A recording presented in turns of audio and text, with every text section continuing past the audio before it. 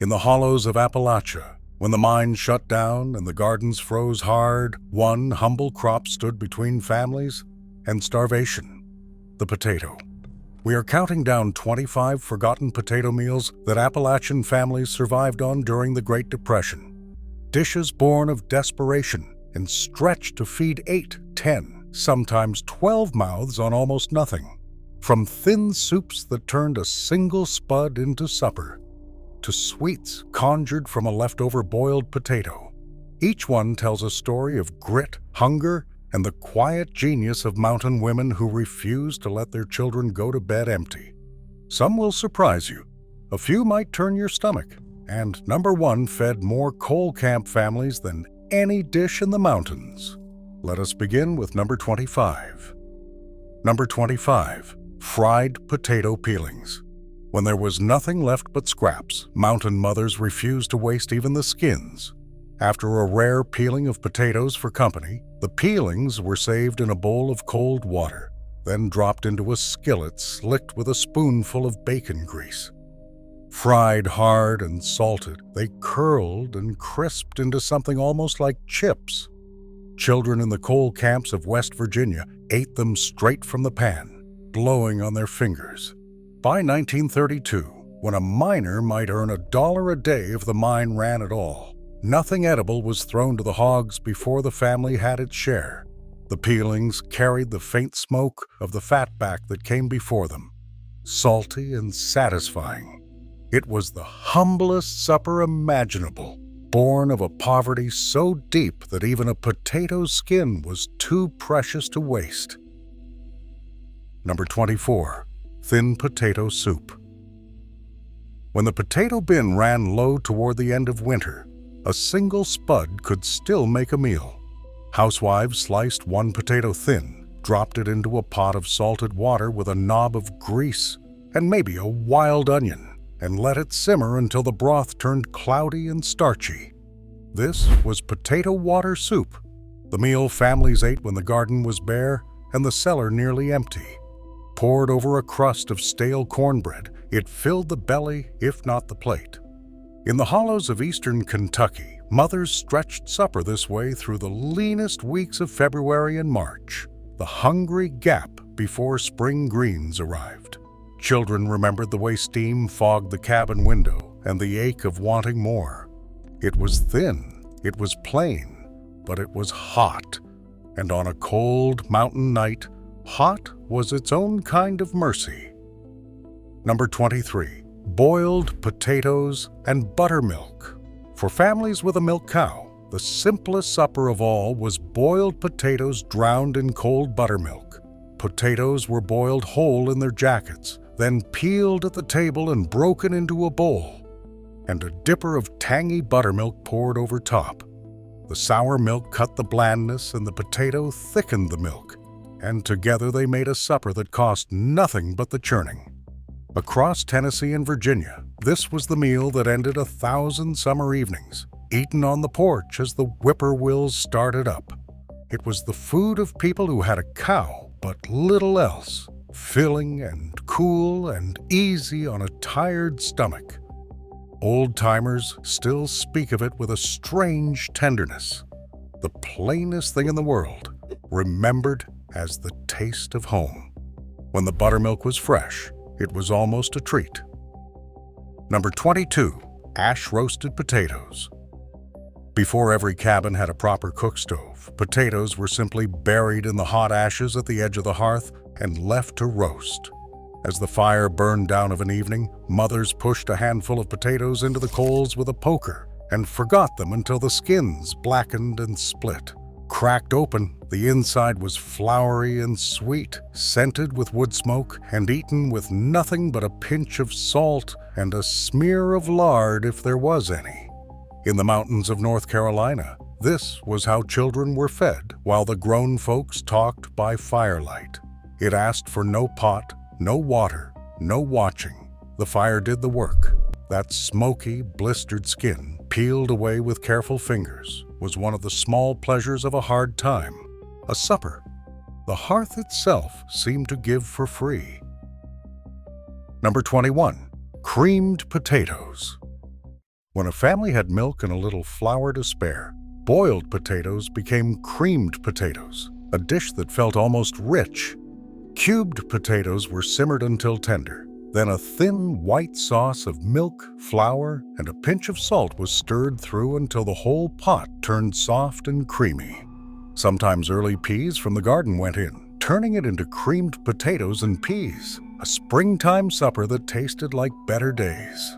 In coal camp kitchens across the coalfields, this was the meal that stretched a quart of milk into a supper for the whole family.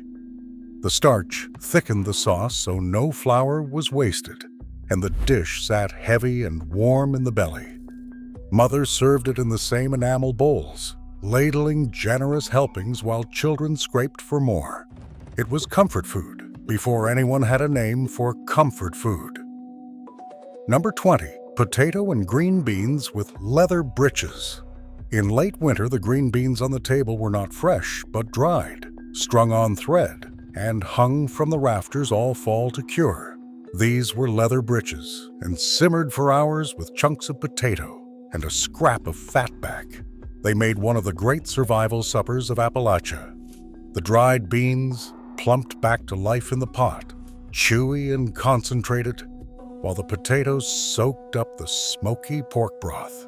Families in the Blue Ridge put up bushels of leather breeches each summer, knowing they would carry them through months when nothing grew.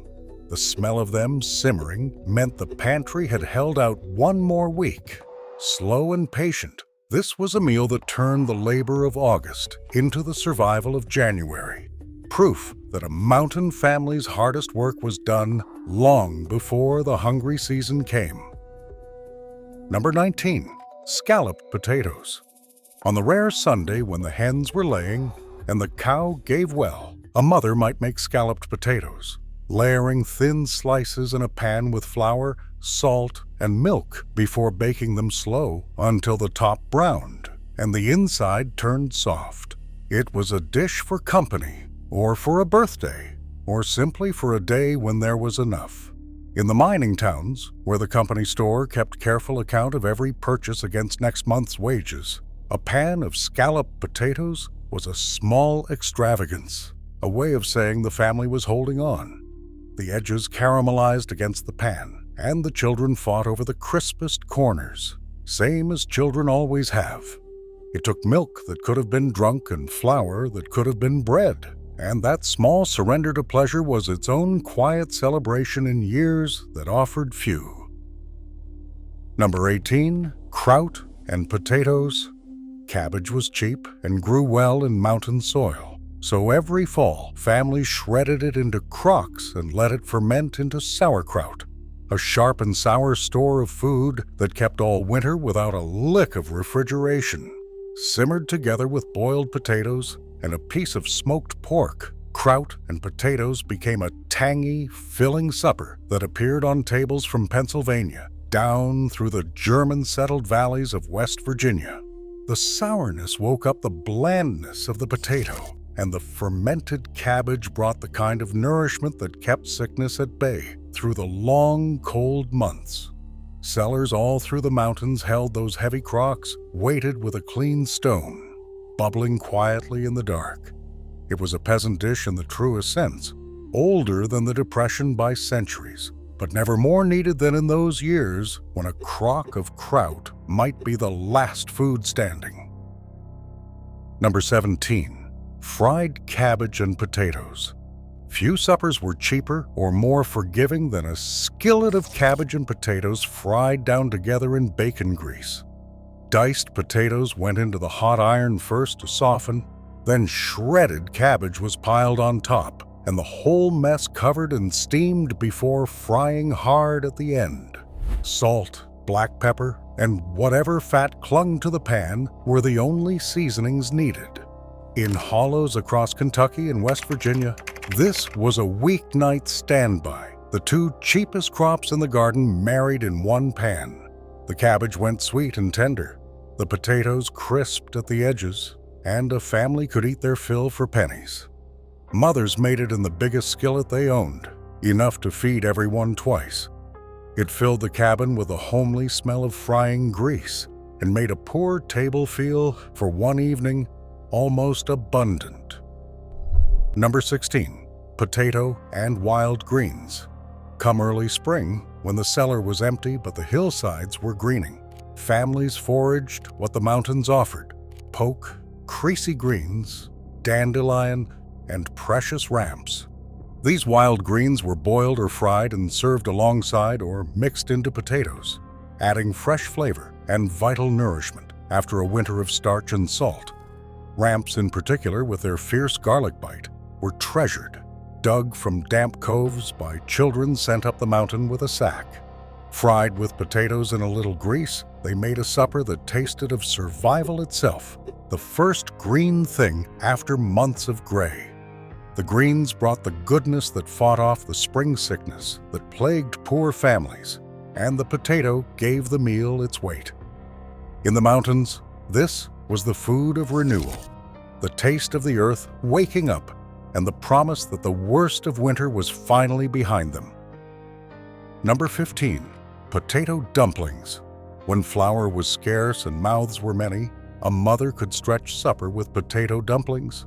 Dough made from mashed potato and a little flour, rolled and dropped into a simmering pot of broth or milk.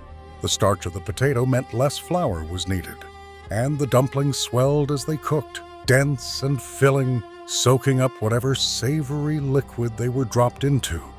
In German-settled corners of Appalachia, these were a treasured link to the old country, but hunger made them common everywhere. Served in a thin broth with a few bits of pork or simply in seasoned milk, they turned almost nothing into a supper that stuck to the ribs. Children watched the dumplings bob to the surface, the signal that they were done. Heavy, plain, and endlessly satisfying, potato dumplings were a lesson in how far a mountain woman could stretch a single cup of flour. Number 14. Potato bread. Wheat flour cost money the mountains rarely had, so mothers learned to stretch it with mashed potato worked right into the dough. Potato bread rose higher and stayed moist longer than plain bread, and the potato replaced flour that had to be bought on credit at the company store. The loaves baked up soft and tender, keeping for days without going hard, a real advantage in homes with no way to keep bread fresh. Some families mixed potato into their cornbread instead, softening the crumbly cornmeal into something that held together. The smell of it baking filled the cabin and told the children supper was near. In a place where every cup of flour was counted against the family's debt, potato bread was quiet genius, a way of feeding more people with less of the one ingredient that always cost too much. Number 13. Potato cakes. Nothing was ever wasted, least of all leftover mashed potatoes, which became the next morning's breakfast in the form of potato cakes. Cold mash was mixed with an egg, if one could be spared, and a spoonful of flour, shaped into patties and fried in a hot greased skillet until golden and crisp on both sides. The outside crackled while the inside stayed soft and salted well. They needed nothing else. Across the coal fields, these cakes were the thrifty answer to the question of what to do with last night's supper, ensuring not a spoonful of potato went to the hogs. Children ate them from the hand on their way out to chores or school. Simple as they were, potato cakes carried the particular satisfaction of a meal made from what was already there. The everyday alchemy of turning leftovers into something that felt for a moment brand new. Number 12. Potato hash. When a little meat could be scraped together, potato hash brought it all into one skillet. Diced potatoes fried with onions and whatever scraps of pork or leftover meat the kitchen held. Everything browned together in the cast iron until crisp at the edges and tender within, seasoned with salt, pepper, and the fat the meat gave up. It was the meal that made the last of everything into a supper. The bits too small to serve on their own combined into something whole. In the mining camps where payday came in scrip, good only at the company store, families learned to make a single scrap of meat flavor an entire pan. The hash stretched it across every plate. Served hot with a slice of bread to sop the pan, it was humble, greasy, and deeply satisfying. The sort of supper that sent tired bodies to bed with something warm inside them. Number 11. Potatoes and eggs. For families lucky enough to keep a few hens, potatoes and eggs was the everyday supper that never failed. Diced potatoes were fried tender in a greased skillet, then beaten eggs poured over and scrambled through until set. The whole pan a golden tangle of potato and egg. It was quick, it was cheap, and it turned two of the few things a mountain family could produce themselves into a complete and nourishing meal. Hens foraged for their own feed, and the garden gave the potatoes, so the supper cost the family almost nothing but their own labor. In hollows across the region, this was breakfast, dinner, or supper, whenever hunger struck and time was short. The eggs stretched the potatoes, and the potatoes stretched the eggs, and together they fed children who would otherwise have gone without. Plain and reliable, it was the quiet backbone of countless mountain tables. Number 10. Salt pork and potatoes. The mountain pantry rested on two pillars, the potato bin and the meat box of salt-cured pork, and together they made one of the most common suppers of the Depression years. A slab of fatback or salt pork was fried until the grease ran, then sliced potatoes cooked in that rendered fat until crisp and shot through with smoky, salty flavor. The pork itself, chewy and intensely salted, was shared out in small pieces, a little going a long way. This was the food that fueled men down in the mines and out in the fields. Cheap fat and cheap starch combining into the calories that hard labor demanded. Every coal camp cabin kept salt pork against the lean times, the one meat that needed no refrigeration. Fried with potatoes, it was the taste of getting by, of a family that had, against the odds, kept a little meat and a few potatoes in the house. Number 9. Potato and onion pie. On a special day, a mother might turn her potatoes into a pie, layering thin slices with onion inside a simple crust and baking it until the pastry browned and the filling grew soft and savory. With no meat required, potato and onion pie was a way of making the ordinary feel like a feast. The crust a small luxury of flour and lard reserved for Sundays, or a visitor at the door. The onions sweetened as they cooked, mellowing into the potatoes, and a little milk poured through the vents kept the filling moist. In mountain communities where a whole pie meant somebody had gone to trouble, this dish carried a quiet pride. It said the family, however hard-pressed, could still set a proper table. Cut into wedges and served warm potato and onion pie stretched the humblest ingredients into something that looked and tasted like an occasion. Number 8. Squirrel and potato stew. When the garden gave out and the meat box ran empty, the mountains themselves became the pantry, and a squirrel or rabbit taken with a single precious cartridge went straight into the stew pot with potatoes. The wild meat was browned and simmered for hours until it fell from the bone, the potatoes soaking up a rich, gamey broth thickened by their own starch. Boys learned to hunt young, knowing a full game bag meant meat on the table and the whole family depended on their aim. In the deep hollows of the Depression, this was survival hunting, not sport, and every part of the animal was used. The stew stretched a small creature into a supper for many, the potatoes doing the heavy work of filling bellies. Served with cornbread to sop the broth, squirrel and potato stew was the taste of a family living quite literally off the land around them. Number 7. Creamy potato soup. When there was milk to spare, thin potato water soup became something far richer. A creamy potato soup that stands as one of the great comfort foods of the Appalachian table.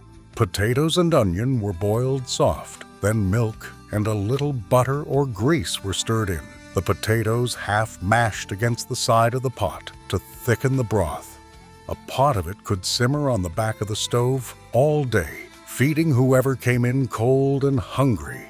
Across the mountains, this was the supper that warmed families on the bitterest nights, cheap to make yet generous in the belly. The starch did the thickening, so no precious flour was needed. Ladled steaming into bowls with a crumble of cornbread on top, creamy potato soup was proof that a poor kitchen could still produce something tender and nourishing, a bowl of warmth on a mountain evening. Number 6. Poor man's gravy over potatoes. When there was no meat at all, a mountain mother could still make gravy, and poured over potatoes it made a meal from almost nothing. A spoonful of grease and a little flour were browned in the skillet. Then milk or even water stirred in and salted heavily, cooked until it thickened into a pale, peppery gravy. Ladled over boiled or fried potatoes, it turned plain starch into a supper with a flavor and richness that belied its cost. Families called it poor man's gravy, or sawmill gravy, or simply milk gravy, and it fed countless children through the leanest stretches of the Depression. The trick was in the seasoning, plenty of salt and black pepper to make the thin gravy taste like more than it was. Over a plate of potatoes, it was filling, warming, and just rich enough to send a hungry family to bed content. Number 5. Mashed potatoes. Humble as it sounds, a bowl of mashed potatoes was often the whole supper, and a welcome one. Potatoes were boiled soft, then beaten with whatever the family had, a splash of milk, a spoonful of grease or butter, and salt until they turned smooth and fluffy. When there was nothing to put on them, they were eaten plain.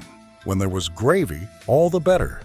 In coal camp kitchens and hillside cabins alike, mashed potatoes were the reliable center of the plate, the thing that filled the space where meat should have been. Children were sent to bed on nothing more than a bowl of them more nights than any parent liked to admit. Yet mashed and salted and warm, they were genuine comfort, soft enough for the oldest and youngest at the table alike. Simple, endlessly adaptable, and always filling. Mashed potatoes were the quiet workhorse of mountain survival. Number 4. Soup, beans, and potatoes. No dish speaks of Appalachian survival like soup beans, and paired with potatoes and cornbread, they made the meal that carried more mountain families through the Depression than almost any other.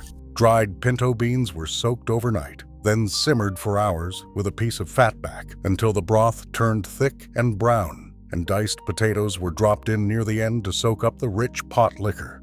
The beans gave the nourishment the family could rarely afford in meat, and the potatoes gave weight. A skillet of cornbread on the side sopped up every drop. In hollows across Kentucky, West Virginia, and Tennessee, this was supper more nights than not, cheap, filling, and complete. The smell of beans simmering all day was the smell of a family that would eat that night. Soup, beans, and potatoes were the true bread of the mountains, the meal that stood between countless families and hunger. Number 3. Potato candy.